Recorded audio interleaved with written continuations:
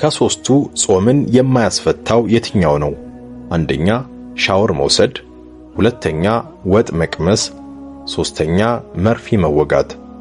በአላህ ፍቃድ ረመዳን ከመምጣቱ በፊት ልናውቃቸው የሚገቡ ነገራቶች በሚል ርዕስ የጀመርነው ትምህርት እየቀጠለ ነው። አብዛኛው ጾመኛ በጾም ወቅት በሚጠይቃቸው ጥያቄዎች ላይ የተሰጡትን ምላሾች ለማየት እንሞክራለን ኢንሻአላህ። የእናንተ ሥራ አንድ ነገር ብቻ ነው፣ መልእክቶቹን ለብዙ ሰው እንዲደርስ ማድረግ። አንደኛ ጾመኛ የሆነ ሰው ሙሉ ሻወር መውሰድ ይችላልን? መልስ አዎ ይችላል። ይህን የሚፈቅድ እንጂ የሚከለክል ማስረጃ አልተገኘም። ይህን በመከልከል ዙሪያ የመጡ ሐዲሶች ለማስረጃነት ብቁ ያልሆኑ ضعيف ሐዲሶች ናቸው። ለዚህም በቡኻሪና በሙስሊም በተዘገበው ሐዲስ አይሻና ኡሙ ሰለማ እንደተናገሩት ነብዩ ሰለላሁ ዐለይሂ ወሰለም ከሚስቶቻቸው ጋር ግንኙነት በማድረጋቸው ጀናባ ሆነው ፈጅር ይደርስባቸው ነበር። ከዛም ይታጠባሉ፣ ይጾማሉ።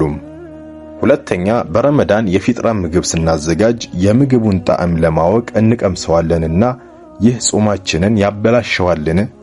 መልስ አንድ ጾመኛ ጾም ላይ እያለ ምግብን መቅመስ ካለበት ቢቀምስ ምግቡ ወደ ሆዱ እስካልገባ ድረስና ከቀመሰ በኋላ ወደ ውጪ ከተፋው ጾሙ ላይ የሚፈጥረው ተጽዕኖ የለም፣ ጾሙንም አያበላሸውም። ይህ አይነቱ ተግባር ልክ ለውዱ እንደምንግመጠመጠው ነው። ምክንያቱም አፍ የሰውነት ውጫዊ ክፍል እንጂ እንደ ሆድ ውስጣዊ ክፍል ተደርጎ ስለማይቆጠር ነው። ሶስተኛ አንድ ሰው ጾመኛ ሆኖ እያለ ለህመሙ መድኃኒት መርፌ ቢወጋ ጾሙ ይበላሻልን? መልስ በመጀመሪያ ደረጃ አንድ ሙስሊም ጾሙን ከሚያበላሹና አሻሚ ከሆኑ ርዕሶች ሊርቅ ይገባዋል። መታከም ከፈለገ ወይም በመርፌ የሆነ ነገር ሊሰጠው ከተፈለገ በተቻለ አቅም በሌሊት ከማፍጠሪያ እስከ ስሁር ባለው ወቅት ቢሆን የተሻለ ነው። ነገር ግን የግድ በቀን ከሆነ መርፌውን መወጋት ካለበትና መርፌውን መወጋቱን ቢተወው በሽታውን የሚያባብስበት የሚጎዳ ከሆነ ግን እንደየመርፌው ሁኔታና ጠቀሜታ ይታያል።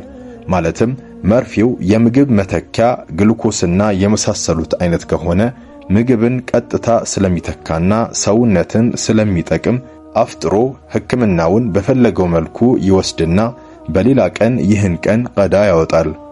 እንዲሁም መርፌው የምግብ መተኪያ ባይሆንም እንኳን ከሰውነት ጋር በመቀላቀል ለሰውነት ንቃትና ብርታት የሚሰጥም ከሆነ ያስፈታዋል። ከዚህ ውጪ ያሉ ለሰውነት ምንም አይነት ኃይል ወይም ንቃት የማይሰጡ መድኃኒቶች ከሆኑ ጾሙን አያስፈቱትም። ወላሁ አዕለም።